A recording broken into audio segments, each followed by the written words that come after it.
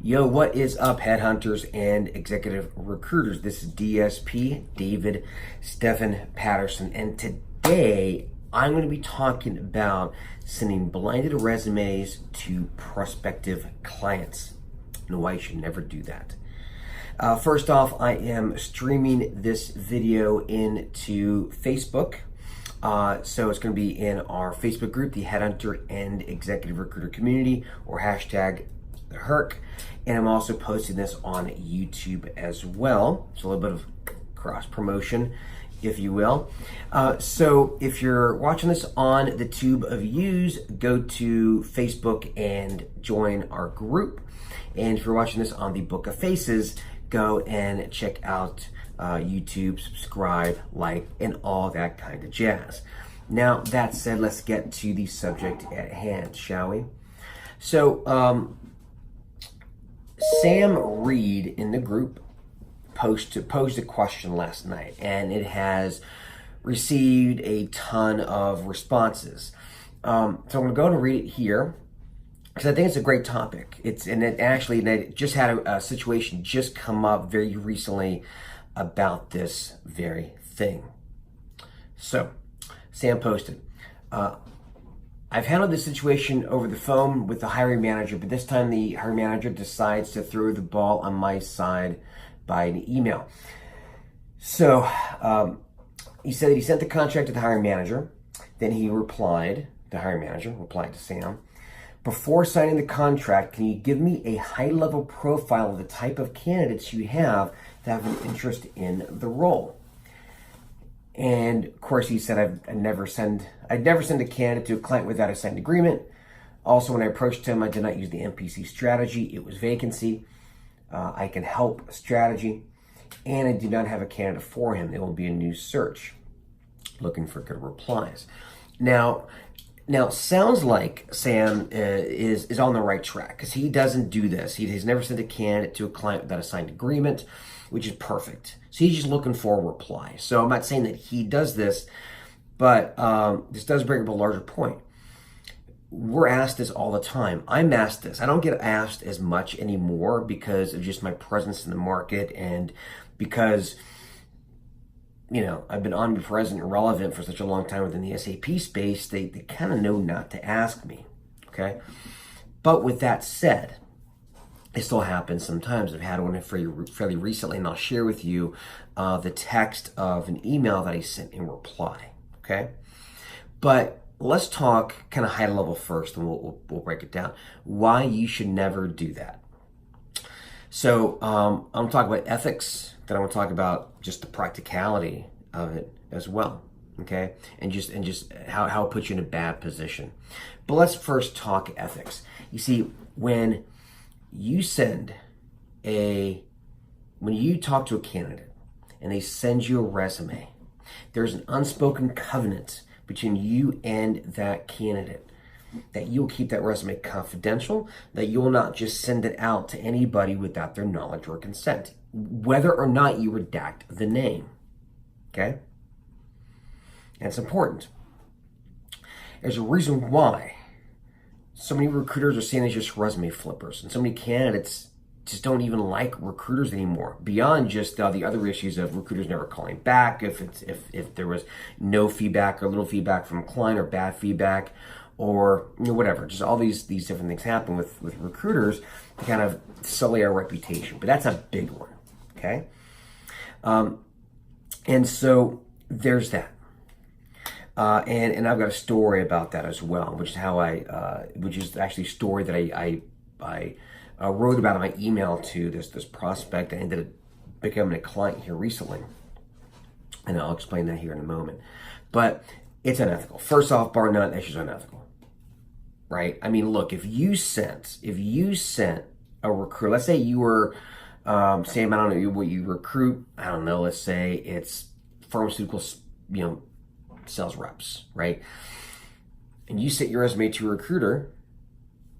Would you want that recruiter just blasting that email or that resume out with, redacted information? But still, it's your career. It's your life. You wouldn't want that. As a recruiter, let me ask you this question. any of you recruiters out there that do this, do you tell your candidates when you get a resume in, hey, by the way, Bob, just FYI, hope you don't mind, but I'm going to be sending this. I'm not going to ask your permission, by the way, but I'm going to take your resume. I'm going to redact your name and your address, your phone number, your email, and all that. And the first maybe couple of emails of companies listed, employers listed, I'll redact those. So we'll make this confidential. Then I'll take your resume, your life, your career that you spent the last 15 years, 20 years building, and I'm going to use that in an attempt to win business because I sell a commodity. Okay? You wouldn't do that, right? You know, the litmus test for any behavior is would you be open about it? If you're open about it, that is probably an ethical thing for you to do. If you're not open about it, it's probably unethical. So that's kind of the first thing. Secondly, it puts you in a bad position with the client. Because look, at the end of the day, and I talk about this quite often in a lot of my material, they look at us as commodities. You know, we're a bunch of rando recruiters. That's my new name for random recruiters, right? Although I did hear somebody in the group call recruiters spaghetti recruiters. Just throwing spaghetti against the wall, seeing what sticks, which is another great line. But yeah, these rando recruiters. And hey, need a candidate? I got a candidate. Hey, need a candidate? Got a candidate. Hey, need a candidate? Got a candidate. So what happens is these hiring managers, that's all they see. Just rando recruiters calling, trying to get a job order, trying to get a job order. And so what happens is that, and every recruiter says the same thing. I'm a specialist. I got 10 years experience. I got a proprietary process, blah, blah, blah. I can fill it faster, better, cheaper.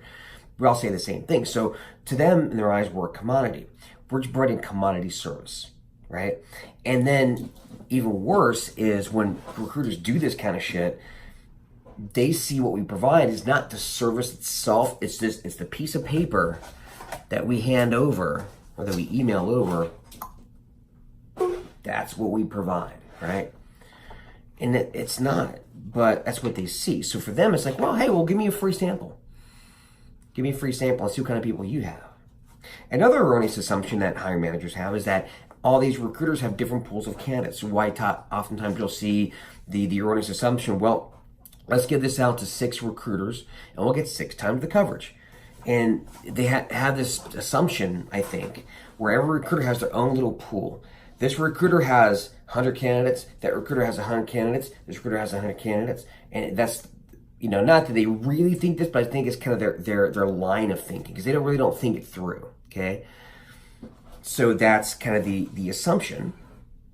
And so, well, let me see what you got. Oh, no, yeah, your candidates, you're not as good as the other guy because he's got a bird pool. No, dude, there's candidates everywhere. They're so easy to find. That's why I'm not a huge sourcer. That's why, guys get really into sourcing. I get that. I respect it. It's just not me, not my bag. Because the way I look at it, candidates are amazingly easy to find. They're out there. It's so easy compared to the way we used to source when I started. Right? I used to source, I had to ruse call, which that might have been a little unethical to just be candid with you, but I had to, ruse call receptionists and get names of insurance underwriters. That's what I used to recruit before I got into SAP. When I first started in search about, close to 20 years ago. That's how I got my names. I just had names and numbers. I just got names and I called into the corporate line, a few days later and would try to talk to. That's how I found people. It wasn't easy. I was before LinkedIn. Now you have LinkedIn, all these different online avenues finding people. So all the recruiters really have access to the same people. And this is what we should be teaching our clients. Recruiter A, recruiter B, recruiter C all have access. We do. We all have networks. It's fine. Now, having said that, if you're a specialist in that particular industry, maybe you have a stronger network, or maybe you have a better idea of how to go out and find them. Like, for example, when I talk to a prospect, I'll say, and they're using other recruiters or another recruiter, I'll say, look, that's great. Hey, let me ask you, how many, did they tell you how many SAP project managers with this particular skill set, technology with S4HANA, did they tell you how many are in the tri-state area? And of those, because I can tell you there's about 237 by my count, give or take about 5 or 10, but about 237. And of those they've given you a plan how they're going to reach out to every single one in the different distribution channels. There's email, phone, Facebook ads, LinkedIn ads, content, emails, direct mail. I mean, all these different things, smoke signals, telegraph, Morse code, right? Telekinesis. Telekinesis is moving stuff with your mind. Sorry, what is it? Psychic ability? I don't know. Whatever it's called, right? Well, I won't say that, but you know what I mean. But I'll say, what distribution channels are they using specifically, and also are they promoting them? Like, I go really super into the detail, because what I'm trying to do is I'm trying to show them there's a lot more to what we do than just, the black box of give the job description to a recruiter and then it spits out a couple resumes. And then they give the job description to another recruiter, another black box, and it spits out another couple resumes. And they take the different resumes, give them different black box recruiters, and they just compare, it's not a very effective way to hire top talent, right? I can go a lot more into the process, but you get my point. So what we're looking to do is we're looking to decommoditize what we do. So if you give in to the request, well, just send me a couple people that you have. So and then you're faced with another dilemma too, right? Do you go and redact direct information, do that unethical behavior, or do you or on the other hand, would you redact that behavior, redact the information? Sorry, I got distracted. Would you redact that information and send it? Or would you actually go recruit for a client with no signed agreement?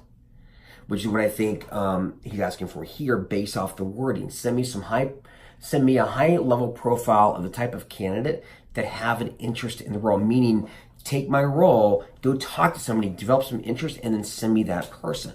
And then maybe redact the name. So, hey, you know what? I've got, I need to do my taxes by the 15th. So, Mr. Accountant, can you do me a favor? I want to send you my taxes, all my forms, all that. Do my taxes for me. Get them completely done. Now, you don't have to actually submit them. Don't worry about that. So don't worry, it's not going to be a completed service. But do all the work up to that point. And if I like the work and I don't think I have to pay too much taxes, then we'll sign an agreement. I'll pay you, and then we can do the final piece of it. And hello? Oh, must have been a bad connection. Or it must have been an accountant worth of salt who would never in a million years ever take on that business, okay? So they have to realize that what we do is a lot more than just going out to, a list of resumes and I'll pick that one and send it over to you. In addition, half the time we don't even know what they want. Just because you have a job description, well, I need 10 years of SAP project management. I need 2 implementations of S4HANA. I need 3 full life cycle global template, whatever. All these different boom, boom, boom, boom, boom. That's great, but without actually talking and getting a real or doing an intake of a real job description, of a real job order, like a search assignment or whatever you want to call it, you really don't know what they want, And there's so many things that don't appear on the job descriptions. There's that issue too. You may send somebody over who another client thinks is amazing, and then they look at that candidate and it's like, oh, that's who you recruit? Oh my God. Well, no, because we didn't talk about what you really need. You sent me a really basic level job description. So there's that, right? And it does you no favors if you're trying to sell a higher level service. Even if you're doing contingency, you're just trying to be better than the other guy, doing the same thing as everybody else. It's no. And at the same time, the power dynamics are all wrong. There's a great quote. Nobody seeks advice. So it's nobody seeks advice from the wise man at the bottom of the mountain. Okay, so you're trying to be an advisor to your client. And I had a quote or a video earlier where I talked about how no one is looking for a trusted advisor, and that's very true. My clients want a trusted advisor. No, they want the best talent. They want to hire the very best talent so they can do their jobs more effectively and hit their numbers, get their bonus, get promoted, and all those different things, right? That's what they want. But to get that, they do need a trusted advisor, right? They still need that advice. They still need your expertise. And if you're at their beck and call, you got it, Mr. Prospect. Let me send you. What else do you need? I'll send that to you. No, that doesn't work either. So you have to kind of slap them at it a little bit. Okay. So anyway, let's get to the letter. So the letter I sent out. So I had a request from this or for this And of course I said no, right? And I still got the client, but you can use this as a way to set yourself apart from others. And on top of that, you can also use it as a way to, or I'm sorry, you can also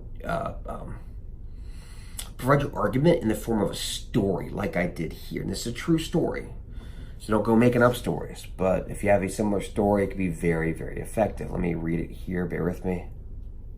Okay, so I'm just going to read it. So,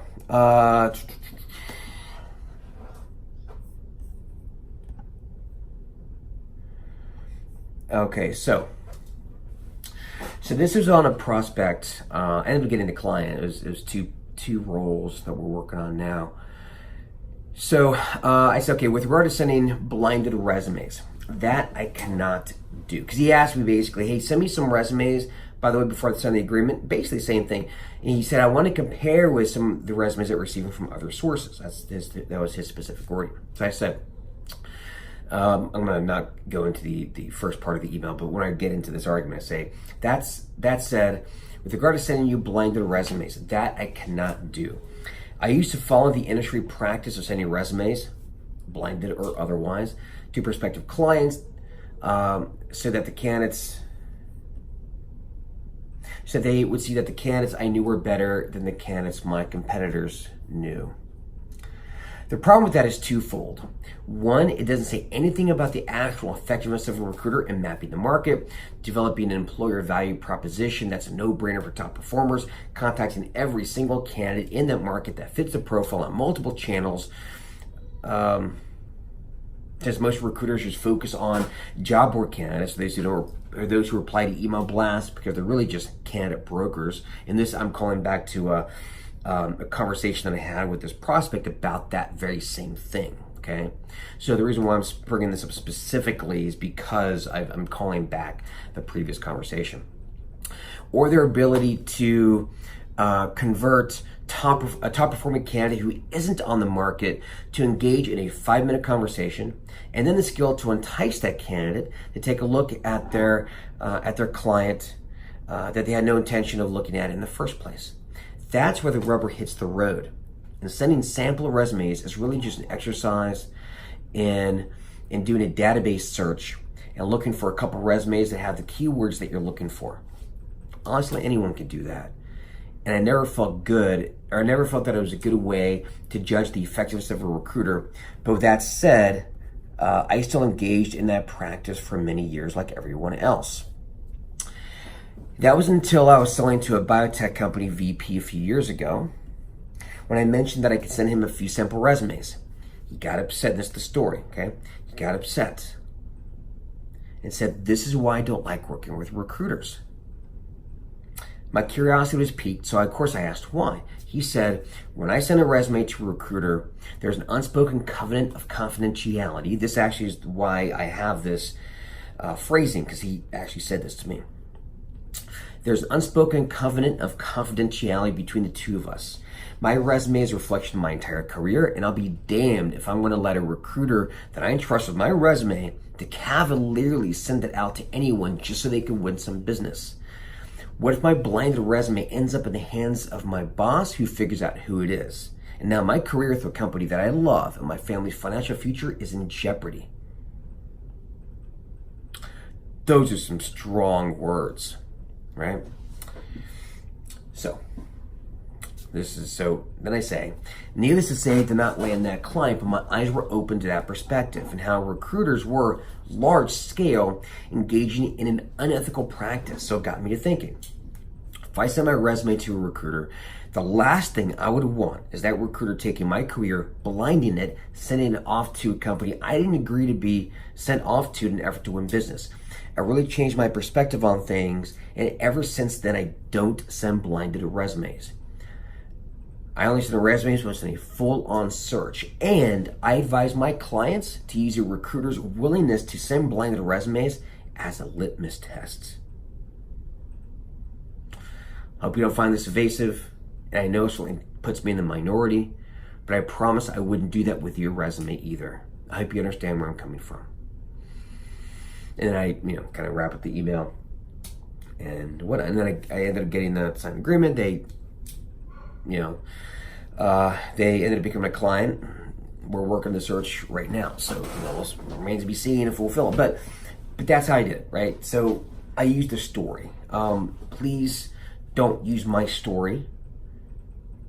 If you don't have a story, then just use the argument, and that should just be fine. But just as a good point, it's always good to tell a story, because what happens when people tell stories, you put yourself in the story, right?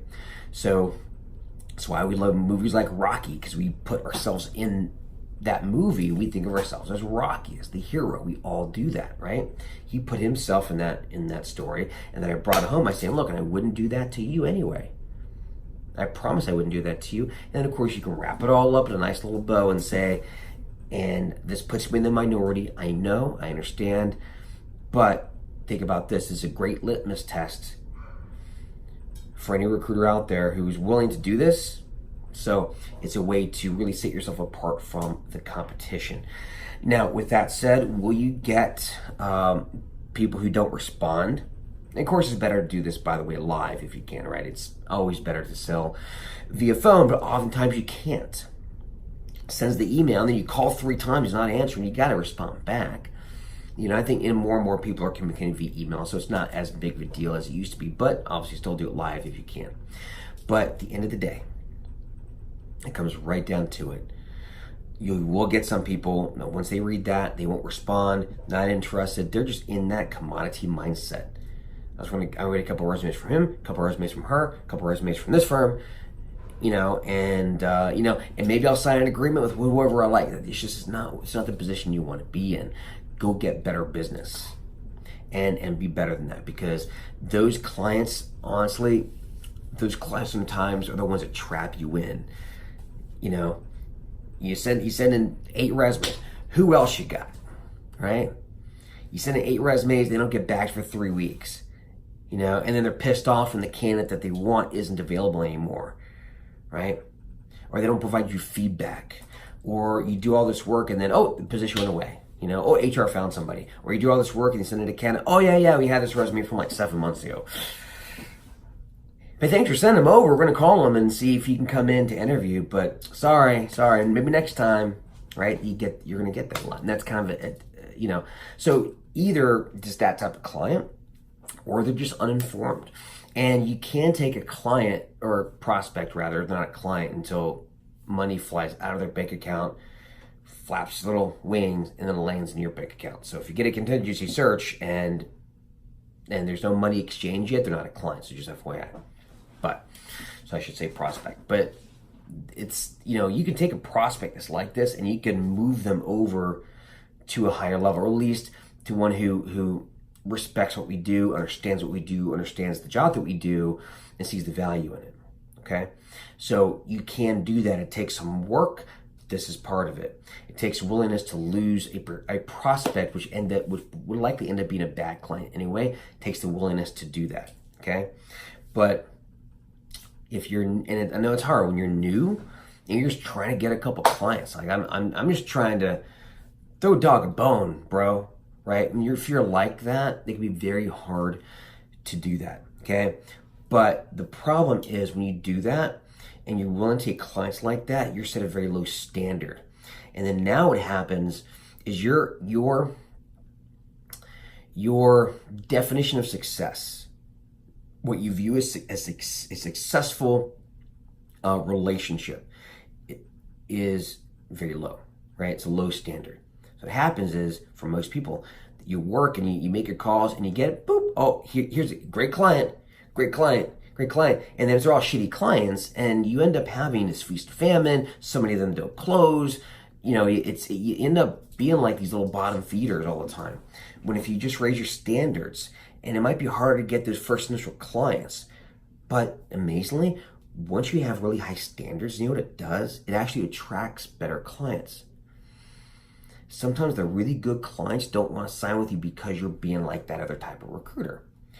You raise your standards up significantly, it actually attracts. Having high standards attracts high standards. Like attracts like. And that's something else to think about as well.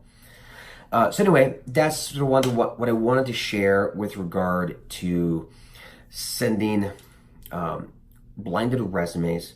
Now, in that thread, there were a couple of other great suggestions, maybe a couple of, for example, highlights. Sure, I'm working with 5 candidates right now, and they each have 10 years project management experience with S4HANA in Philadelphia. Like, maybe do something like that, maybe. But really, at the end of the day, explain why you can't. Use it in a story if you can. Don't copy mine. And use it as a way to set yourself apart from your competitors. Use it as a way to educate them, and use it as a way to let them know, hey, you can use this as a litmus test against other recruiters. If you ask a recruiter to do this and they do like that, then you probably don't want to work with them. Okay? With that said, I appreciate your time, everybody. Thank you, and peace out, Cub Scout.